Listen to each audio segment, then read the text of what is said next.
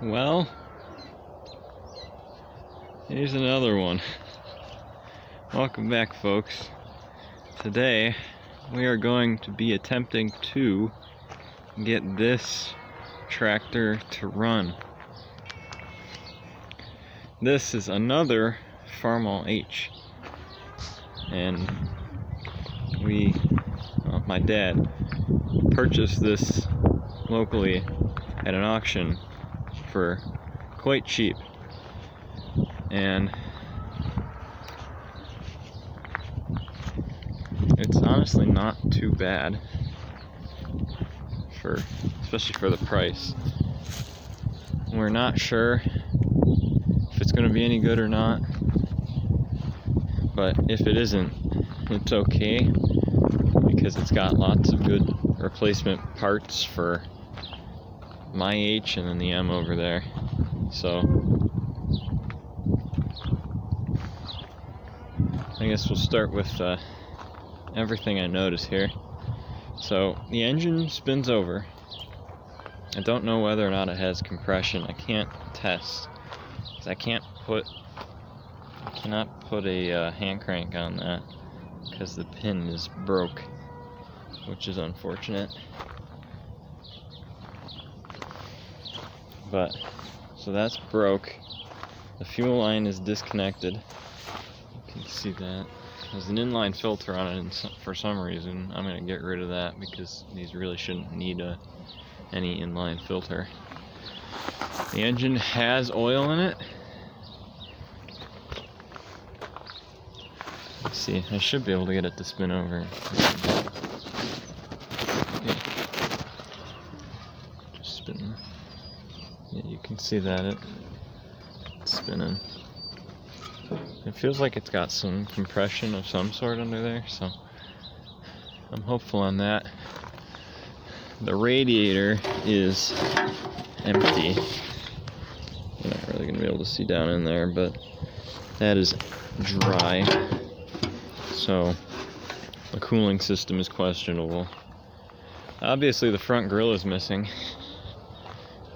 We actually have a front grille sitting in the barn. It won't look quite right on this tractor because it's all rusty and this still has most of its paint, but at least we have a grille if it is a good tractor. This is a 1944 model, so late World War II era tractor, and it has magneto ignition. My H is a 46 and it has a battery ignition. So sometime between 1944 and 1946 they switched. Up under here, I don't know how well you can see it, but that is a generator. So this tractor is most likely still set for 6-volt battery.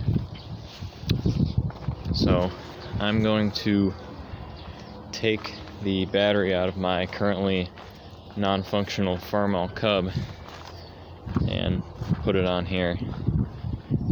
First though, I'm going to have to find a spot for my ground cable because this was just laying here loose when we picked it up. I'm not quite sure where the ground goes. I'll have to look at mine and see. And that's the intake tube that runs from the air filter down to the carburetor.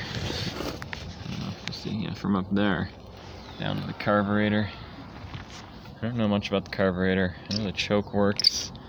It's missing the linkage for the choke, as it would seem. There is no such choke linkage anywhere on this tractor. So that's fun. What else? I can't actually remember how the choke mounts. I don't remember. It goes up there somewhere.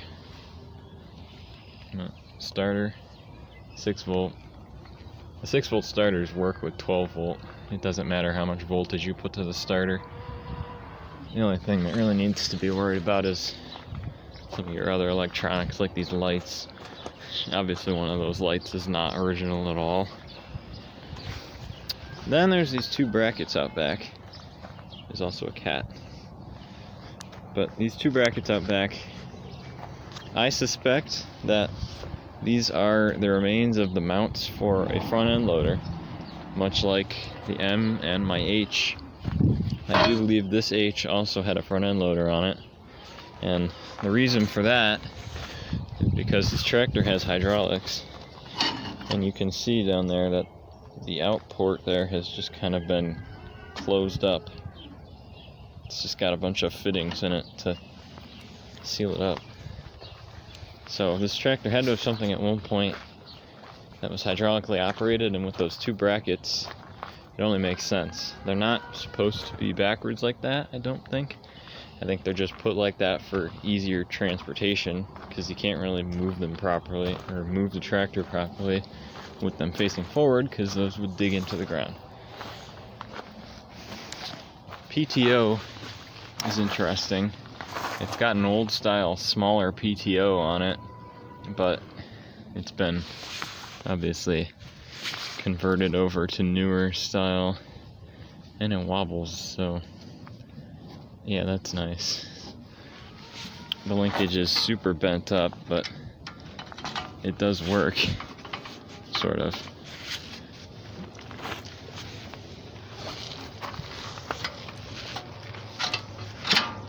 There it goes. But it does work. So there's something. Oh yeah, seat. Not very much left of it. This has the same style seat as the M over there, with just the tower spring in the center. Not really the most comfortable ride. I'm not sure I really like the seat design of this. I like my H better. It's got the spring, and now the PTO doesn't want to turn off. And I like mine better just with the big spring at the back and the shock absorber. But that's just me. So, oh, one more thing. Gear shifter, right? It's free. Shifting all gears. Reverse. First. Second. Third. Fourth. Fifth.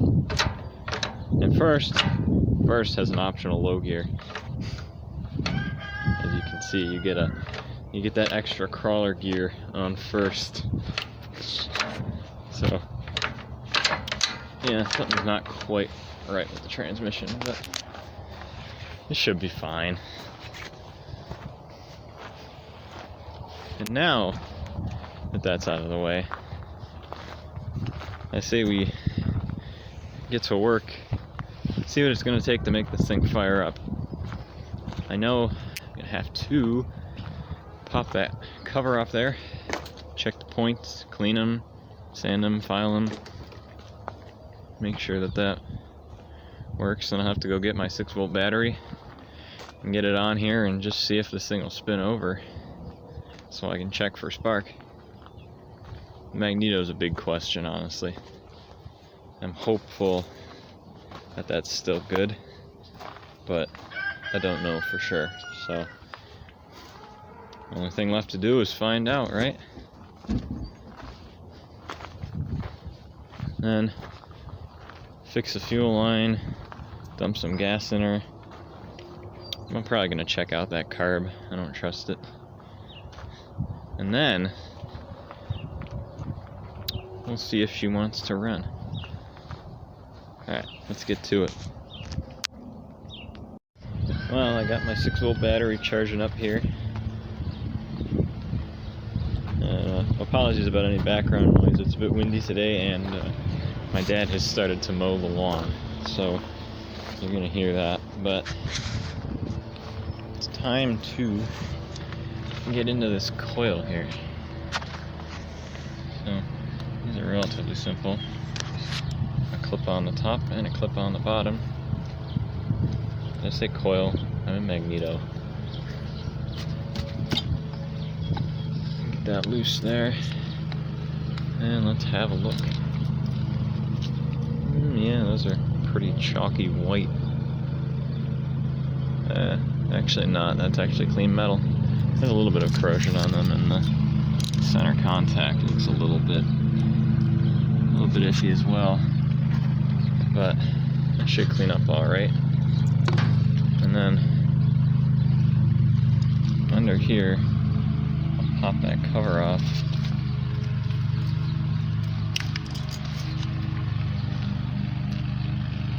Under that should be a set of points for us to clean out.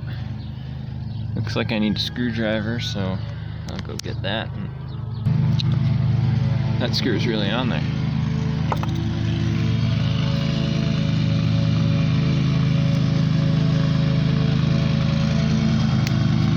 There it goes.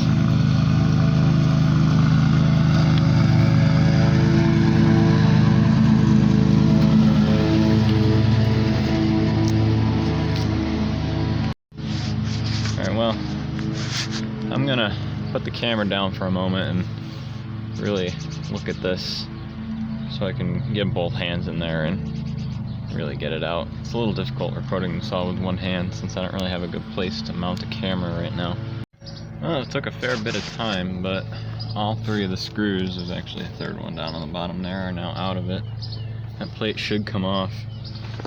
One of the screws really fought me pretty good. This one right here is all rusty, and you can see it's got some damage. I actually had to hit it from the side with a screwdriver and a hammer, well, a screwdriver and a hammer, improper uses of screwdrivers, to get it to loosen. You can see I tried quite a few different methods here. There's not really enough room between this oil filter housing and that for much more than those little ones. Oh, and this one, I forgot about this one. This big one here, this is the one that actually, well, that one and this one both did the actual hammering on with that hammer to get that loose. But in theory, yeah, that'll pop off of there now. Yep. And fortunately, that there is not really keyed, but it has a flat side in it, and then the shaft off of that also has a flat side in it, so it will only go together one way and it won't mess with my timing. And as you can see, there are the points, and they definitely look crusty. Yep, they really are. So I'm gonna cut a piece of sandpaper here. Everyone always says not to use sandpaper. Get points files, which do work. There's nothing wrong with a points file. I don't personally have a set, and many people also use sandpaper on these, despite the fact that they tell you not to. As long as you're not dumb with it, there's really no reason why using sandpaper isn't going to work for you in this instance. You just have to be careful and make sure that you're sanding it properly. I can't really do this with one hand, so I'm gonna put you guys down and... Oh, actually, there we go. Yeah. That don't look too good, does it? I don't know how well that's focusing on that, but... No, it's focusing on the background. There we go. See that discoloration? That's not metal, that's gunk. Alright, I'll put the camera down for a moment, and I'll make those points look nice and clean. Alright, with that we should hopefully be ready to test and see if we have spark.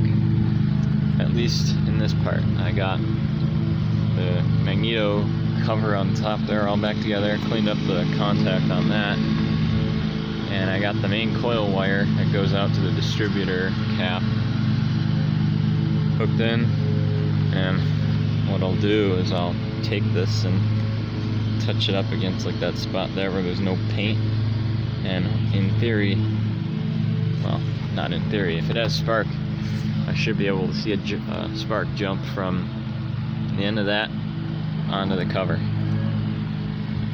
Well, some time has passed, and I got a battery all hooked up and hopefully ready to go. There's power from the battery to the starter, and I'm kind of curious about these lights, but I don't think I'm gonna get nothing out of them. Switch is gone. I can't even turn them on anyway. Oh well.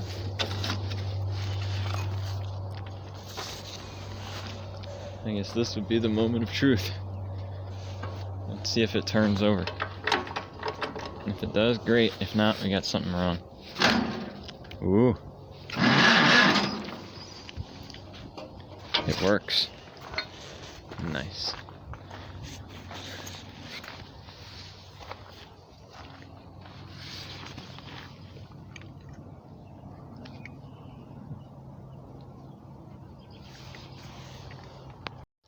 Alright, so a little bit of troubleshooting has led me to find out that the kill wire is permanently grounded, so the starter switch, which was locked up in the on position, must be bad somewhere, and it's grounding it out regardless. However, and hopefully you'll be able to see this, there is spark.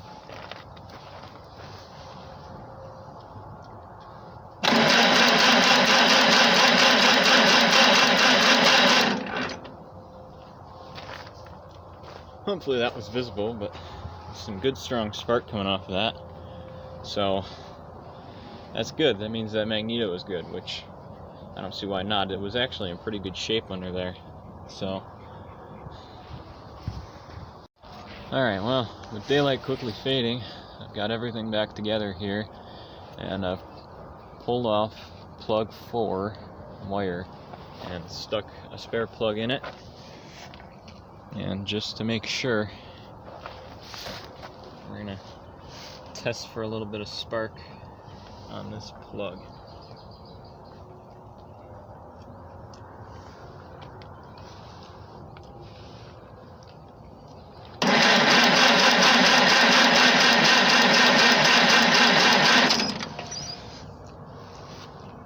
I see it, do you?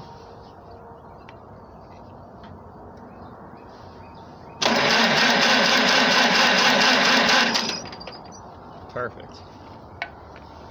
Alright. Well, spark is complete. We have achieved spark on the tractor, and that is a major hurdle cleared in of itself. Because like I said, that magneto was questionable. So I'm glad that we've got that working. Now obviously, since it's so dark out, unfortunately I'm gonna have to call it quits for the night and probably get back at it again tomorrow night. And maybe tomorrow night, just maybe, this thing might run. So until then, stop here, and I will see you guys tomorrow when I get back at it. Alright, day 2. Getting back at this here. I worked later today, and I just got back home a few minutes ago from a trip down the road on my H, so I don't have a ton of time for tonight before it gets dark, so this may end up being 3 days of work, but now we are going to get that carburetor off of there and into the workshop where I can rebuild it. I don't have a carb kit for it. They didn't have one at the local tractorless supply last time I went, so I'm gonna have to do it without. Fortunately, if the gasket between two halves of the carburetor is bad, I have a spare that is the one that I custom made for my H before I had a carb kit for it, because I had the same problem with that one. Tractor Supply didn't have one, so I just made a gasket and it worked pretty well, so I saved it when I properly rebuild that carb, and if I need to, I'll put it on this one. And the cat says hello as well. Right, Cheddar? Yes. Alright, I'll get to work, get that carburetor off of there, and into the workshop. Alright, so to get this carburetor off of here, we've got 4 bolts. 2 holding it to the manifold and 2 holding it to the throttle tube off the governor. Don't remember. No, that is not 9/16. Those are 1/2 inch. This manifold, as it would seem, is different than the manifold on my H. I don't think mine has the bolt all the way through with the nut on the bottom. I think mine just bolts on, which made it a little tricky to get off, especially because the one is tucked away so much back there. But hopefully this one will be a little easier.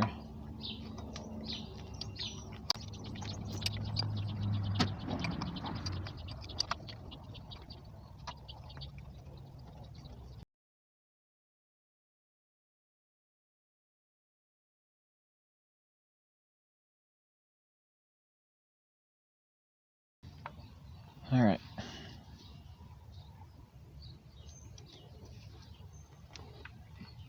So now that those are off of there, I'll keep getting off from staying here and show you what on my H was a pair of 7/16 inch bolts, but on this machine is 2 flathead screws. They don't look original, but what can you do? So I'll grab a screwdriver here and pull these off. That back one's gonna be a nightmare. I'm gonna have to go get a tiny screwdriver again. But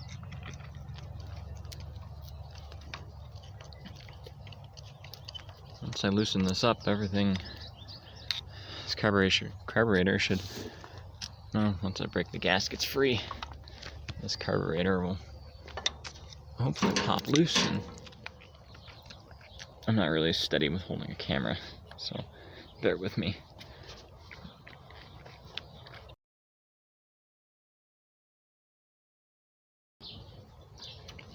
I'm gonna be careful, because I gotta try my best to not damage these gaskets.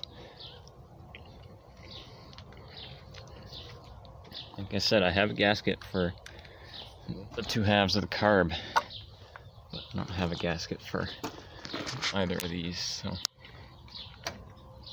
Oh, perfect. You guys couldn't see that at all, could you? But there we go. I'm not sure why that other one is not cooperating. I gotta set the wrench. There it is. Day in the life of a mechanic. You spend 75% of your time looking for the tool you just used 2 seconds ago. I know this from experience. That is true. I don't know how to really get that out of there. What's up with it? That's strange. No, it's not. Look at all the rust in there. See that? That's ridiculous. There it goes. Just had to really pull on it. Well, there's my carburetor here. And a piece of fuel line. That's got mud wasps in it. So this is the drive off the governor. This is what controls the throttle. That single lug there, oh, you can see it rides in between those 2 lugs on the shaft, and it rotates. This whole thing rotates with the governor, and that's what controls your throttle. So pull this lever up here. That changes the angle of it, and you should be able to see that work right now, I think. Yeah.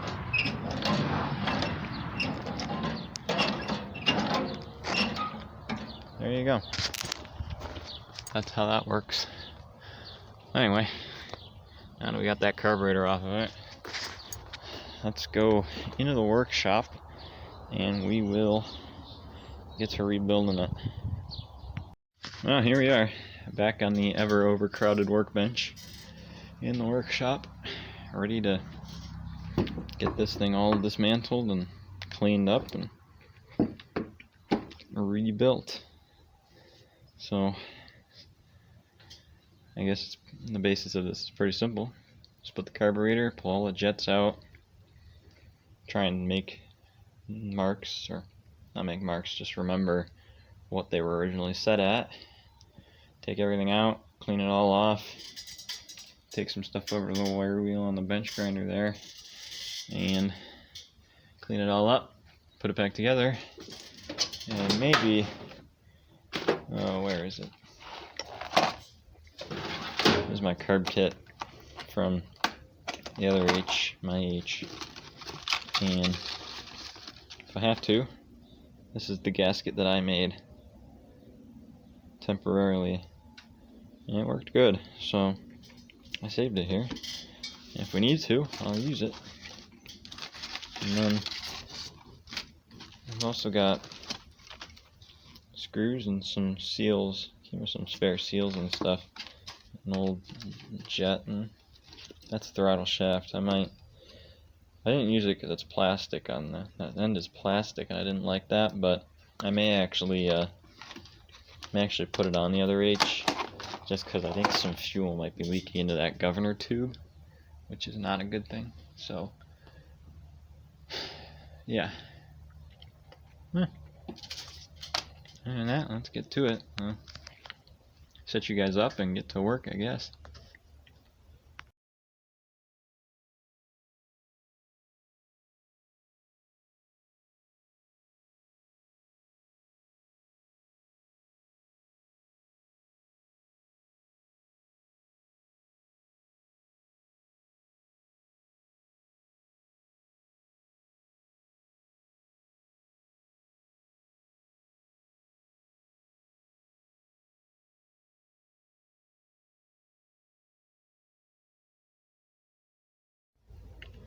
Okay, well, had a little camera issues there. I don't know when it stopped recording, so I guess I'll just give a little bit of a recap for what I've done here this far. We took the carb off. I've split it. I removed the fuel line from the upper half, pulled the gasket off, and it took this whole Venturi tube with it, so I'll have to separate those. And then pulled the float bowl off of it as well. I can get the jet out of there, and the needle and seat out of there too. So now I guess it's just a matter of disassembling everything so that I can clean it all up.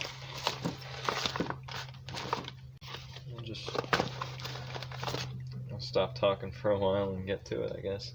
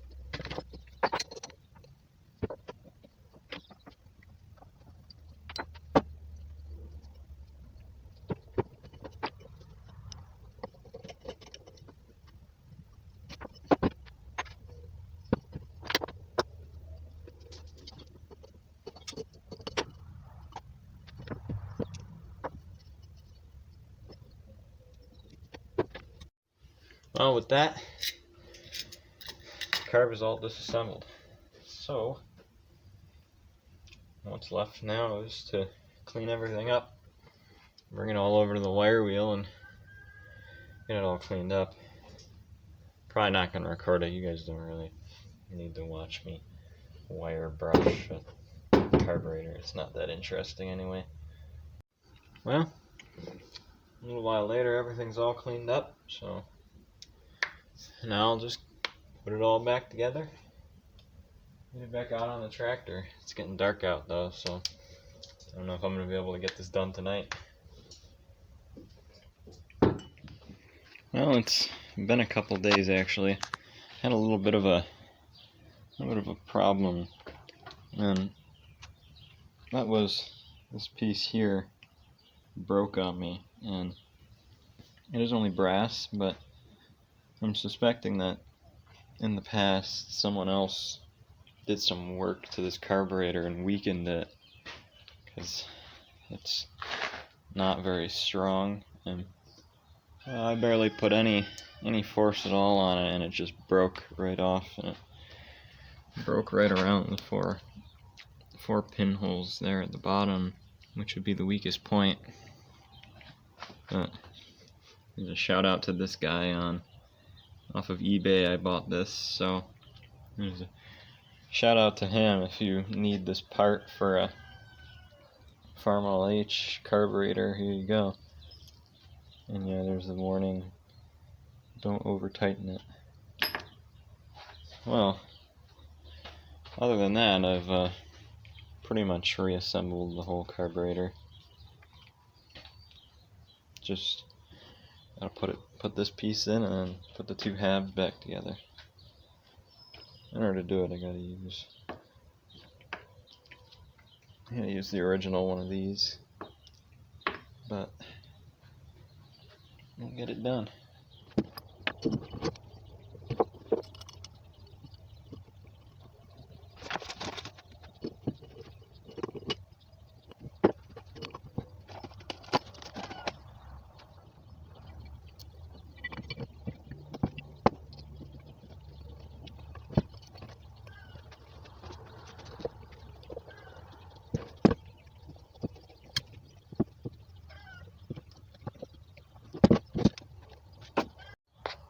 Well, there's the carburetor all done. Again, a shout out to this guy for selling me that replacement fuel nozzle there. There's a cat. Again. But now, finished cleaning up this sediment bowl. I bought a new filter and screen for it, but I don't have it with me today, so I'll have to hope that this gasket on top here has some sealing properties left to it. And that's plugged up, but that just might be in there. So I'm gonna go and I'll clean out this fuel line stuff here. And you guys don't need to see that, it's not very exciting. I'll get a new piece of line, get rid of that inline filter, because this tractor shouldn't really have one of those on it, and put a battery back on it and see what it does. Well, I kind of just went ahead and put everything back together here. I already showed you how it all came off, so it wouldn't have been too interesting to put it all back together again anyway. But here's the carburetor. And this air filter tube I really need to replace or something. This rubber hose piece here is rock solid. I can't get it over onto the carburetor, so I'm gonna need to replace that. I should be able to get it to run as it is like that though. And then the fuel line comes up. This piece of clear tubing here for fuel line. I can see in and see the gas through it, see what's going into the carburetor, and then the fuel bowl hopefully will work okay. But yeah, I guess it's about time we dump some gas in the tank, get the battery back on it, and fire it up. There's a cat again.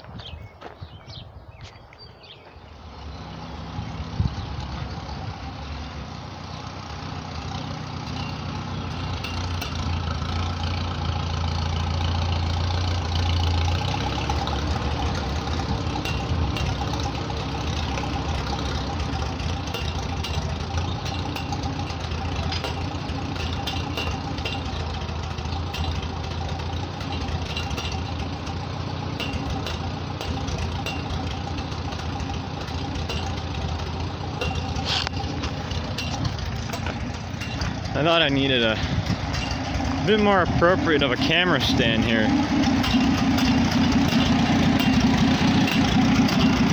I think that works pretty well, right?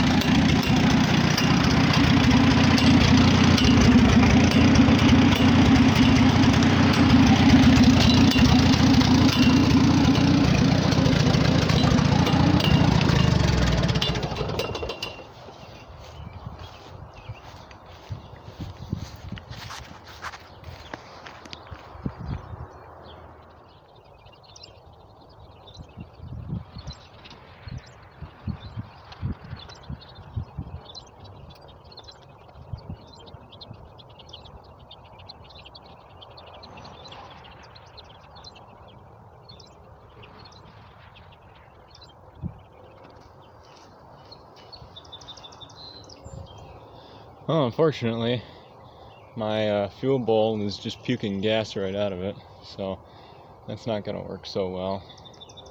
I guess I'll steal the gasket off of a Farmall Cub, since the Cub don't run right now, and see if that helps at all. But for now, I think we're ready to at least give it a little test, because I know some fuel got into it, so we'll see what happens.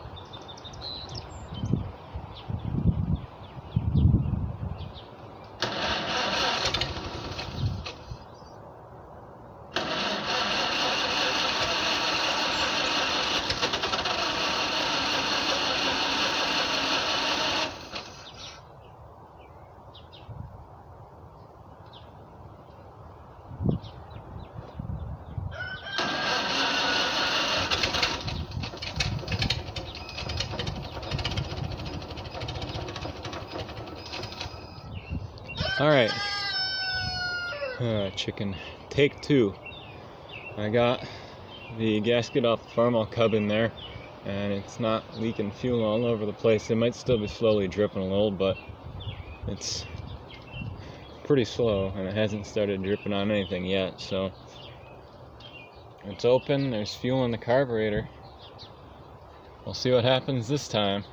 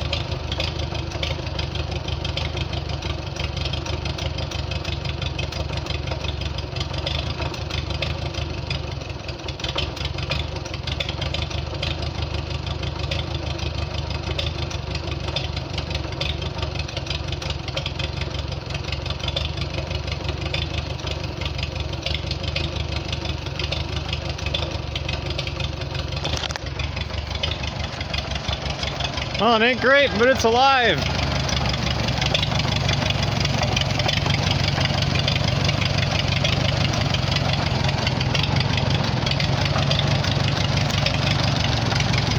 It don't sound too bad, but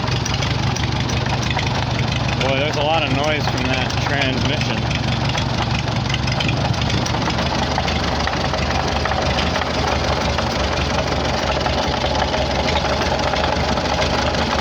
I don't know if you can hear that. That's not even the transmission. That's the hydraulic now. What happens if I give it some throttle?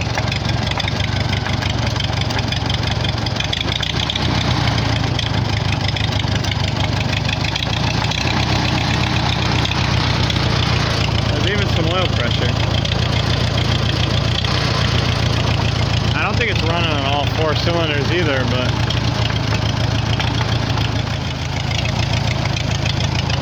I don't want to overheat it.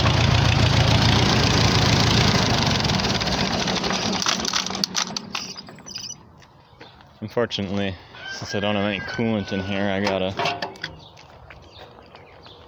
be real careful. I don't want to run it for too long, but did you check that out? It runs. And that's pretty cool. Like I said though, I'm not sure if you guys can hear it in the video, but there's a lot of noise coming from right in here, right in the hydraulic pump area. Well, for one thing, the radiator actually had something in it. I guess it was just low, but I added a gallon of water to it, and that milk carton down there, a gallon, and it fired it back up, and then there's coolant flow under it. So, and furthermore, I've done a little bit of diagnosis here. You can hear it kind of sounds more like it's a Johnny Popper than a 4-cylinder, and that is because it is only running on 2 cylinders. It is running on cylinder 3 and cylinder 1. So cylinders 2 and cylinder 4 are both dead right now, and that's why it's smoking so much too. You can see here, I pull off the spark plug wires to both of these cylinders here.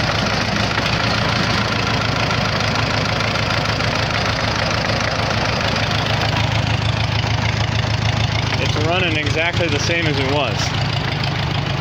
So I gotta figure that out. I guess maybe it could be no spark. That would certainly cause it.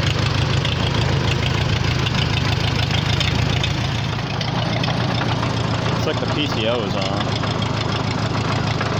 That's fun. I do want to see though.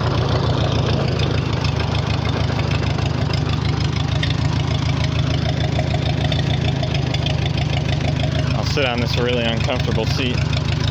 Shift it into first.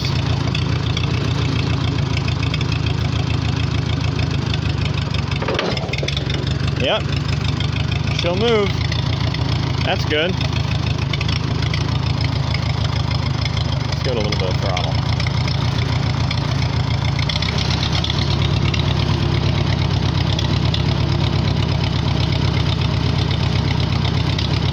Come on.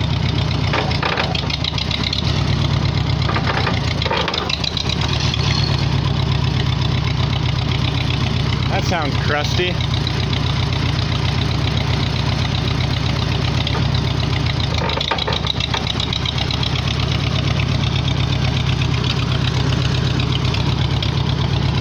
Something's not right in the transmission on this thing, I don't think. Oh, you know what? Maybe the brakes are sticking. I think that's it. Maybe. We'll find out.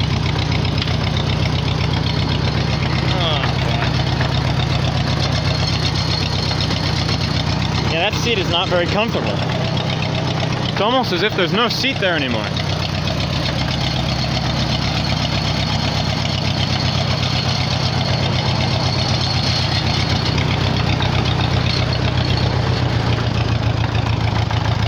Again though, it runs.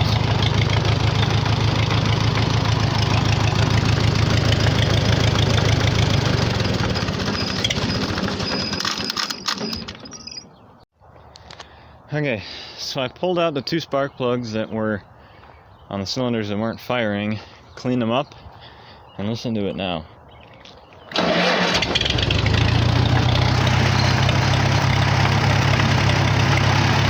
Much better, ain't it?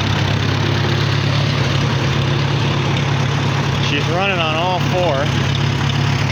She's still pretty smoky, but the carburetor is not in tune at all.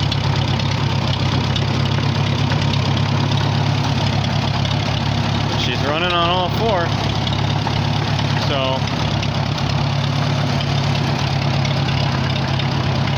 can't complain about that.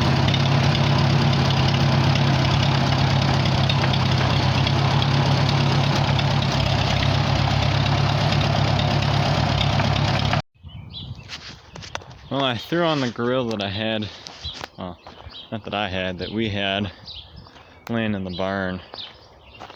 Picked it up a while ago because it's just kind of a cool piece, but turns out it's also the correct front grill for an H. Unfortunately, it is also way out of shape, as you can tell by the fact that it does not line up with the hood at all. But what are you gonna do? At least it's got a grill. I also did that so that I could actually attach the hood because it was rattling on top of everything. That wasn't fun. Let's see what she sounds like.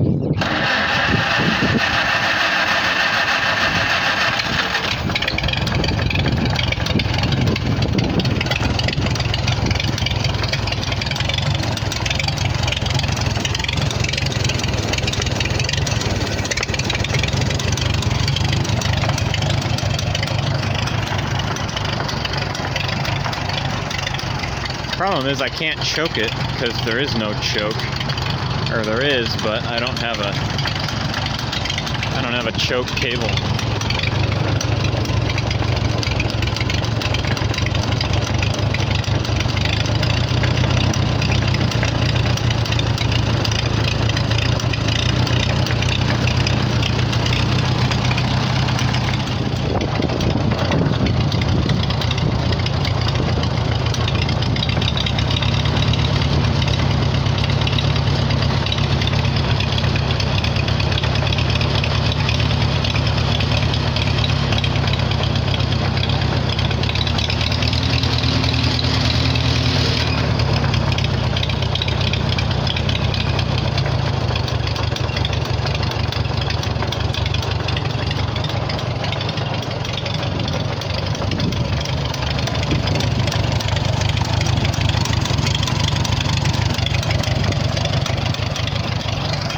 We've achieved our goal. We have gotten this old Farmall H to start and run. And this is going to be the first time I'm going to split something up into 2 parts. So this is going to be running a pretty long video.